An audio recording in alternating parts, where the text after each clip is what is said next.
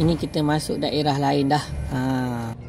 This is RFID. So alright, kita dah sampai kat sini. Kita kena bayar tol. Tol dekat sini kita pakai RFID. Tengok palang terus terbuka. Gitu. Ini tempat antara bandar tumpuan dekat tempat sini lah. Tengok ada bangunan tu, dia macam taman gitu. Ini geng kita orang. Comel tak? Pikachu.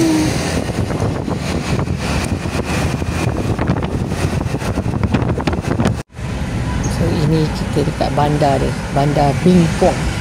Aku tak tahu aku sebut betul tak. Ya, kita ada tol lagi, kena bayar tol. Siapa cakap tak ada tol? Tengok, buka terus RFID. Cantik kan pemandangan dia. Ni baru sikit, kita tak sampai lagi kawasan yang pedalaman tu. Lagi cantik. Boleh nampak tu sunrise, matahari terbit. Sebab kita awal pagi ni sampai.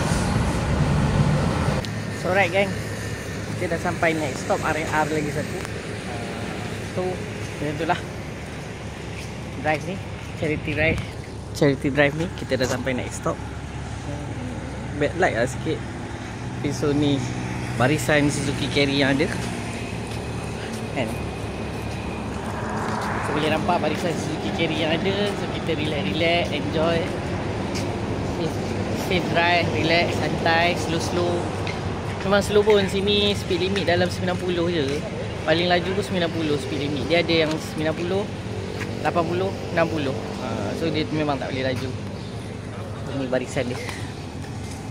Alright, keadaan dalam dia, area dia lawa lah.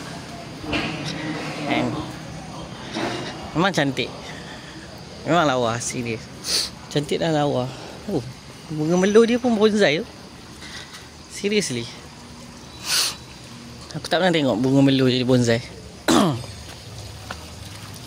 So area dia sangat-sangat cantik. And dia sangat cantik.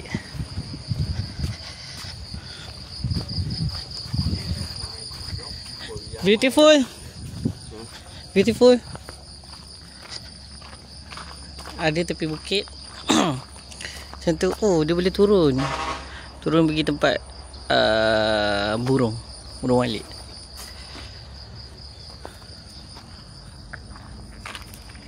So area dia sangatlah cantik. Siap ada pokok kurma. Ada pokok kurma guys. Kat sini Vietnam. Siap ada buah lagi. Ada buah kurma lagi.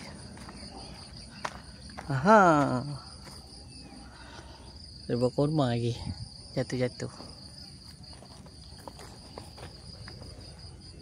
Kan? Buah kurma yang jatuh. Dia baru lepas misi rumput ni. Kurma jatuh. Manis lah. So right, everything dah ready. Semua dah okey, dah relax sikit. Badan dah mantap sikit. So kita orang nak gerak dah.